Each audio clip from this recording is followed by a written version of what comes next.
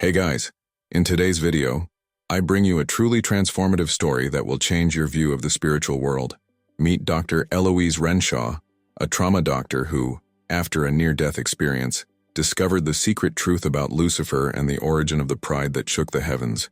What she saw on the other side will challenge everything you imagine about good and evil. So before we start, leave your like, subscribe to the channel so you don't miss any content like this, and activate the bell to receive all notifications. Get ready for a journey of revelations that could change your life.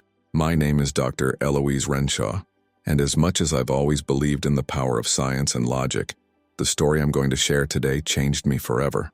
I'm a trauma doctor at Seattle General Hospital, a place where time never stops. The adrenaline is constant, and the line between life and death is thin. My days, and often my nights, were spent rushing between crowded operating rooms and hallways, facing emergencies and making life and death decisions in a matter of seconds. That particular night, I was in the middle of yet another endless shift. The emergency room was crowded, as always, and the atmosphere seemed more chaotic than usual. There was screaming, crying, and the strain of exhausted medical teams trying to save lives. I had just stabilized a man with a compound fracture in his arm when I heard a desperate scream. A young mother ran in, carrying in her arms a small girl who looked like a puppet without strings. Lifeless, limp, with blue lips. "Please save my daughter. She's not breathing," cried the woman, her voice filled with despair. My team and I ran to her. I took the girl from her mother's arms and shouted instructions for them to prepare for intubation. My heart was racing, but my mind was focused. A life was in my hands, and I could do no wrong. As we intubated the child, I noticed that the floor around us was covered in blood, the result of a patient who had been rushed in earlier. My shoes slipped slightly, but I ignored it, determined to finish the procedure. "Stable pressure," one of the nurses announced. "We got a pulse." Before I could breathe a sigh of relief, I took a step back, and that's when everything changed. My foot slipped, and in a split second I lost my balance. My body hit the ground hard, and my head hit violently against the metal corner of a stretcher. The sound was muffled, but I felt it like thunder inside my skull. Everything went dark. The last thing I heard was someone shouting my name. The darkness that took over me was neither scary nor cold. It was as if I had been wrapped in a silent blanket. However, this was short-lived. Suddenly, a bright light broke through the darkness. It was no ordinary light. It was neither blinding nor dazzling. It was warm, like every fiber of my being was being embraced. For the first time in years, I felt absolute peace, a relief from a weight I didn't even know I was carrying. I opened my eyes, or at least felt like I had. There was no more noise from machines or tense voices in the emergency room. Everything around me was an infinite expanse of golden light, bright and alive but not overwhelming. There was a presence there, something greater than I could understand. Before I could ask where I was, I heard a voice. Not an audible sound, but something inside my mind. "Eloise, you are safe. Your arrival here is early, but necessary." I looked around, looking for the source of the voice, and it was then that I saw him. A figure approached, its form bathed in the same light that filled the room. He was no ordinary human. His presence exuded authority, serenity, and something I could only describe as divine. He seemed to be made of solid light, with soft features and eyes that sparkled like stars. "Who are you?" I asked, or maybe I just thought. But he responded as if he heard me. "I am Gabriel, and I was sent to show you something important." The words, although few, brought a wave of understanding. I didn't question it. Somehow I knew he was a messenger, someone sent to guide me. Before I could ask any more questions, he extended his hand, and everything around us began to change. The golden light gave way to a different scene, an infinite expanse of darkness punctuated by twinkling stars. Gabriel was next to me, and, with a gesture, he pointed to something in the distance. You need to see how it all started. Suddenly, I felt like I was being pulled into a vision. That place, that experience, was not something I could explain. I was about to witness something far greater than anything I could have imagined. The scenery around me changed abruptly. The comforting glow of golden light gave way to a grand space where everything seemed to be in perfect harmony. We were in a celestial realm, vast and awe-inspiring, where every sound was like a melody, every color vibrated with life, and every particle of the environment seemed to pulse with love. I felt my breath, or what felt like my breath, stop at the beauty of that place. In the center of it all, There was a throne of light, so radiant that it was impossible to look directly at.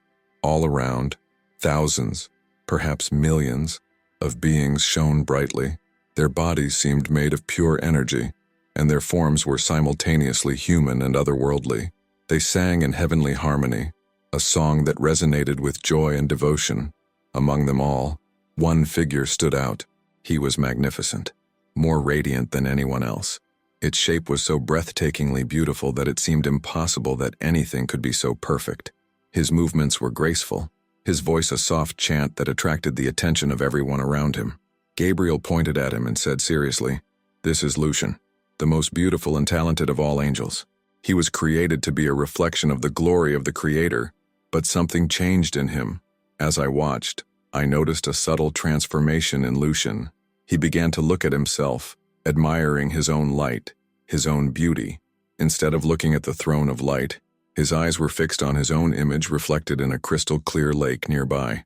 What started as a moment of fascination quickly evolved into something darker. "Why must I bow?" Lucian asked, his voice firm and challenging. His question was directed at the throne, but it reverberated throughout the space, causing an abrupt silence among the other angels. I could feel the tension in the air. The harmony that filled the place was broken. Lucian continued, his tone becoming more arrogant.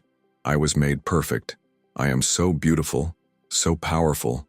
Why should I serve? Why can't I govern?" Other angels began to pay attention to him. Some seemed confused, others fascinated. I saw how he used his eloquence and charisma to convince them that their rebellion was just, that they could be free and equal to the Creator. Gabriel, beside me, spoke sadly. It was pride that consumed him. Eloise, pride is the seed of isolation, and he convinced others to follow him, leading a third of the angels into darkness. The vision changed again, showing Lucian and his followers confronting the loyal angels in a heavenly battle. The brilliance of its light began to transform into grotesque shadows. When they were finally defeated, they were thrown towards an endless abyss. Lucian's scream still echoed in my mind. "I will not bow." The vision changed once again, and I found myself hovering above the earth. But it was not the earth as we know it. Gabriel was at my side, his expression serious as he showed me what appeared to be an invisible web covering the planet. Each strand of the web glowed with a faint light, connecting people, places, and moments. It was beautiful, but at the same time I noticed that some parts of the web were stained with dark shadows. "These threads are the bonds of love," Gabriel explained. "They are created and strengthened by acts of kindness, sacrifice, and compassion. But where there is darkness, these threads weaken or break." I watched as Gabriel showed me scenes of ordinary people, a mother cuddling her child, a neighbor helping another fix a car, a stranger holding the door for someone.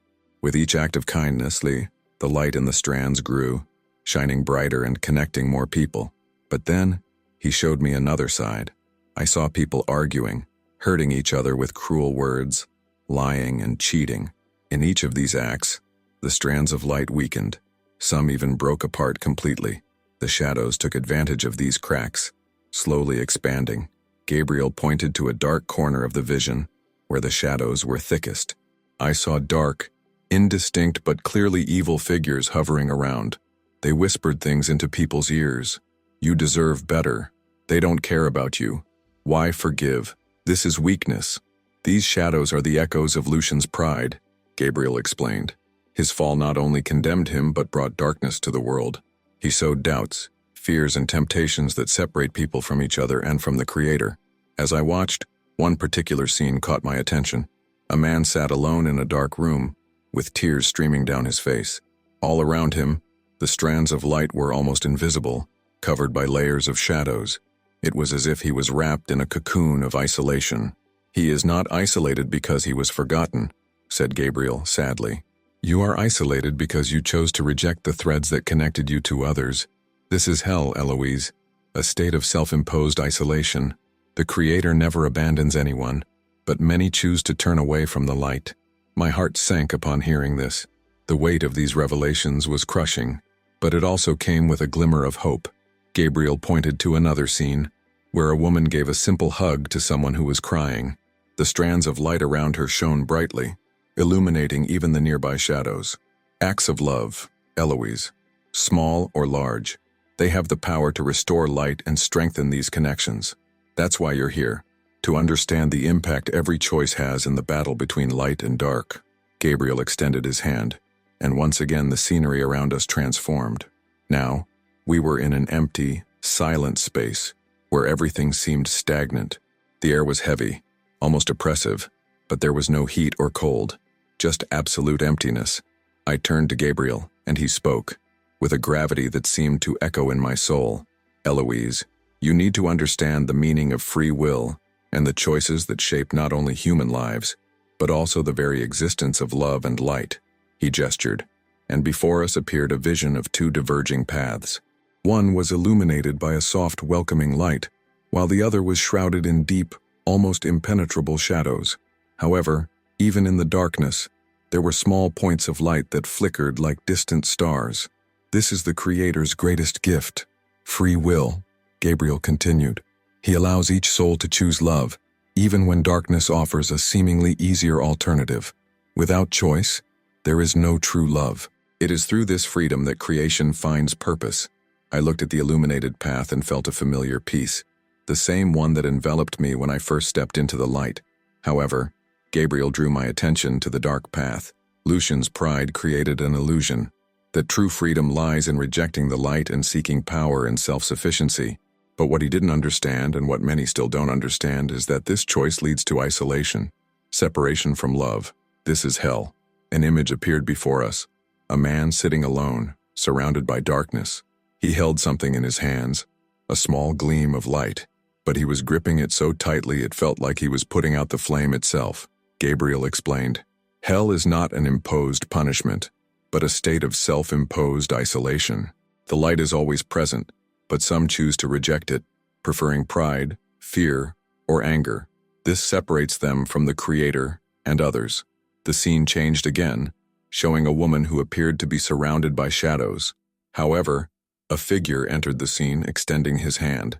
With hesitation, the woman accepted the gesture, and immediately a thread of light formed between them, illuminating the shadows around them.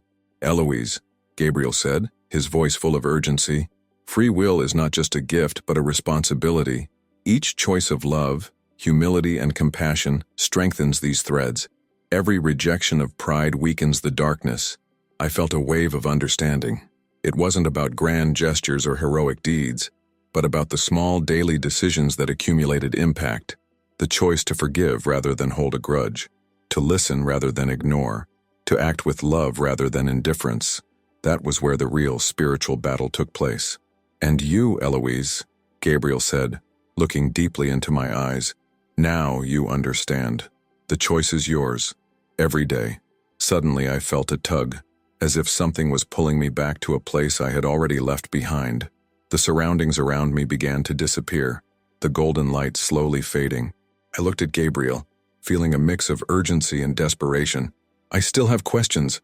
I'm not ready to go back yet, I exclaimed, trying to grab the light that escaped through my fingers. Gabriel looked at me with a calm but firm expression. Eloise, what you saw was enough. Now you carry this understanding to where it is needed most. Earth, use the time you have to light the paths of others. Your journey here ends for now, but the learning is still there. Before I could say anything else, I was overcome by a feeling of dizziness, and then by a sharp pain that seemed to go through my entire body. It was like being forcibly ripped from a place of absolute comfort and thrown back into a cold, limited reality. The pain was unbearable, but what hit me most was the sound, the incessant, piercing sound of beeping machines and anxious voices all around me. I slowly opened my eyes, the fluorescent light from the ceiling momentarily blinding me. I was no longer in the spiritual realm. I was back in the emergency room. My head was throbbing, and I could barely move my body. I tried to speak, but my throat was dry. My voice wouldn't come out. Everything seemed surreal. A familiar face appeared above me. It was Dr. Marcus Ellery, my colleague and mentor. He looked exhausted but relieved to see me wake up. Eloise, he said, with a tone of voice that mixed concern and relief. You gave us quite a scare. It stopped for 5 minutes. His heart just stopped. 5 minutes. My mind was spinning. For me, it felt like an eternity. A dive into a world that transcended everything I knew. I tried to process his words, but my mind was stuck on what I had just experienced. 5 minutes on Earth, but I had seen the beginning of it all. Lucian's pride, the fall of the angels, the impact of free will, and the transformative power of love. As my vision cleared, I saw Marcus press a button to call the nurses. He put his hand on my shoulder and said, "Rest. You are alive. That's what matters now." But for me, it wasn't that simple. I knew something inside me had changed forever.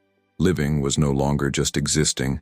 Now I understood the weight and meaning of each choice, and the responsibility that came with my second chance. The physical recovery was slower than I imagined, but nothing compared to the turmoil I was facing internally. Lying in the hospital room, surrounded by machines and the monotonous sound of heart monitors, my mind raced with flashes of what I had witnessed. The golden light, Gabriel's steady gaze, Lucian's fall, and most importantly, the choices, all the choices, that shaped people's destinies. Marcus came to visit me every day. He was a friend and mentor, but also a skeptic. On the third day after I woke up, he pulled up a chair next to my bed and crossed his arms. "Eloise, I have to ask, you seemed to be at peace as we tried to resuscitate you. There was a strange moment. You were clinically dead, but there was something in your expression, almost like serenity. Do you remember anything?" I hesitated. He knew me as a practical, no-nonsense woman who lived and breathed science. What could I say? That I saw a heavenly messenger? That I witnessed the origin of pride and its destruction? That I understood free will in a way I had never considered? It was different, I replied, choosing my words carefully. I don't know how to explain it yet. Marcus looked at me curiously but didn't press. He knew I needed time to process. Days later, my daughter, Clara, came to visit me with my husband, Michael. Clara was only 6 years old, but there was an innocent wisdom in her eyes. She held my hand while Michael arranged the flowers on the table next to the bed. "Mommy," Clara asked, with the simplicity that only a child could have, "did you go to heaven?" The question hit me like lightning. Clara barely understood the concept of death, much less what I had experienced. I looked at Michael, who just smiled, encouraging me to respond. In a way, yes, I was, to answer, and it was the most beautiful place you could imagine. But I came back because I still have a lot to do here with you and Dad. She smiled, squeezing my hand tightly. "So God sent you back, because He knows I need you here." I didn't know what to say. A wave of emotion went through me, and for the first time since I woke up, I cried. Clara hugged me, and at that moment I realized how important these connections were, the ones Gabriel had shown me. My daughter, my husband, my friends, they were the threads of light that supported my life, and now I understood that each act of love strengthened these bonds. The following weeks were a challenge. Returning to work seemed impossible, not because of the physical trauma, but because I saw everything differently. However, I knew I needed to keep going. My mission was not just to heal bodies, but to enlighten souls. When I left the hospital, I promised myself that each day would be an opportunity to live with purpose, humility, and love. What I had seen could not be forgotten, and I needed to find a way to share it with the world, starting with myself. Coming home was like entering a new world. The same familiar walls now felt different, as if they carried a weight I hadn't noticed before. Sitting at the breakfast table, listening to Clara's laughter and Michael's comments about work seemed like simple gestures, but I suddenly realized the depth these moments held. They were threads of light, as Gabriel had shown, connecting our souls. That night, while Clara drew in the living room, I sat next to Michael on the couch. He seemed relieved to have me back, but also worried. The silence between us was filled with questions he hesitated to ask. Finally, he broke the silence. "Eloise, you've been so distant since you left the hospital. I know you've been through something big. Do you want to talk about it?" I took a deep breath, staring at my hands, trying to find the right words. "I saw things, Michael, things I never thought were possible. During those minutes when my heart stopped, I wasn't simply unconscious. I was taken to another place in there, and what they showed me completely changed the way I see everything." He frowned, clearly trying to understand.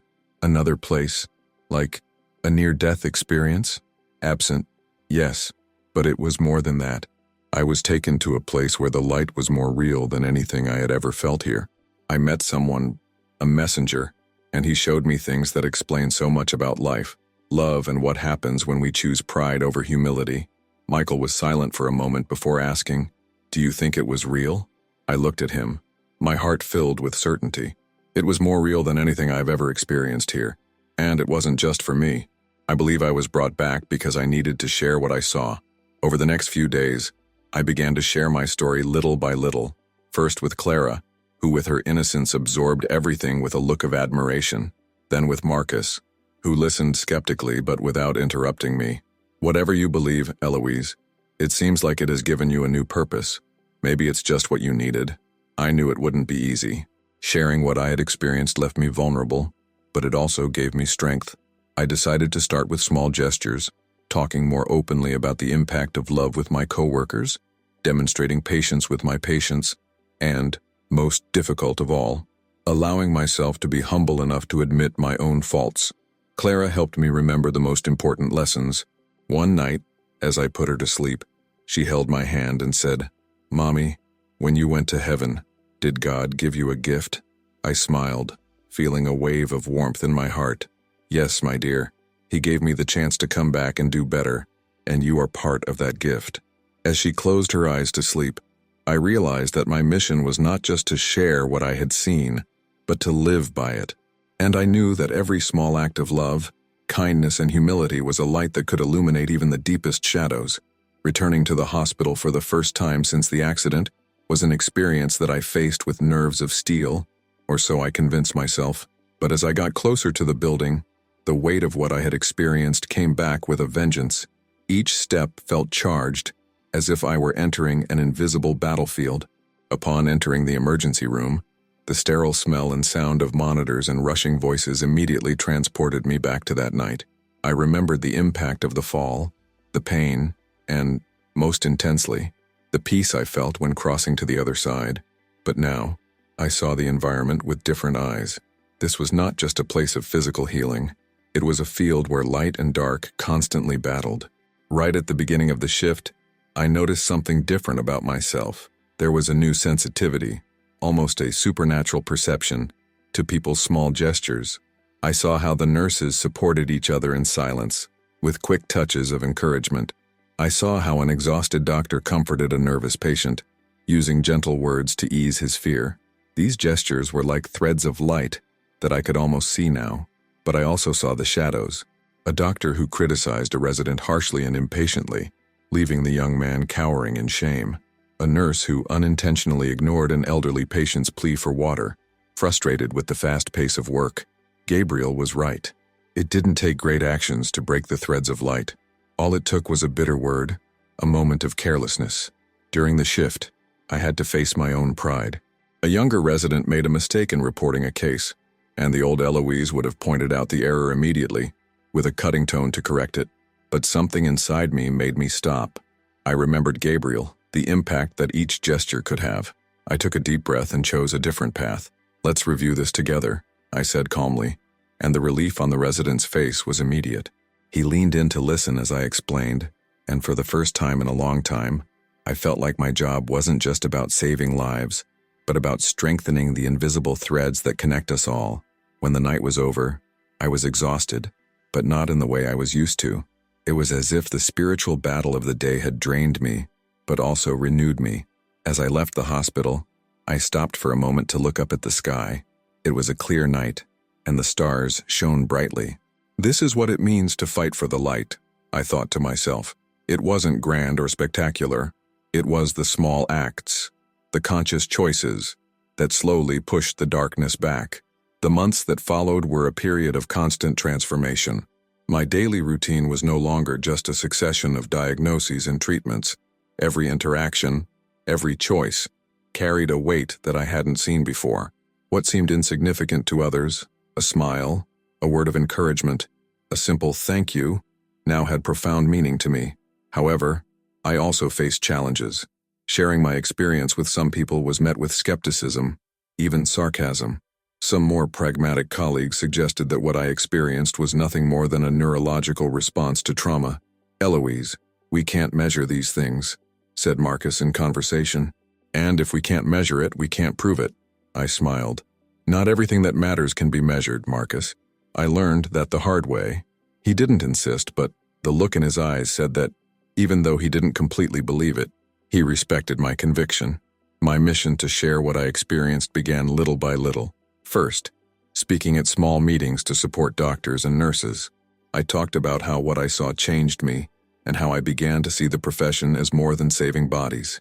We have the chance to save souls every day, I said, sometimes with gestures so simple that we don't even notice. One day, a young nurse named Heather came to me after one of these conversations. "Dra Renshaw," she said, hesitantly, "I don't know if I believe everything you said, but you made me want to try to be kinder. That alone is worth it, right?" I held his hand and smiled. "Anything goes, Heather. One act of kindness can change more lives than we realize." The biggest change, however, came within my own home.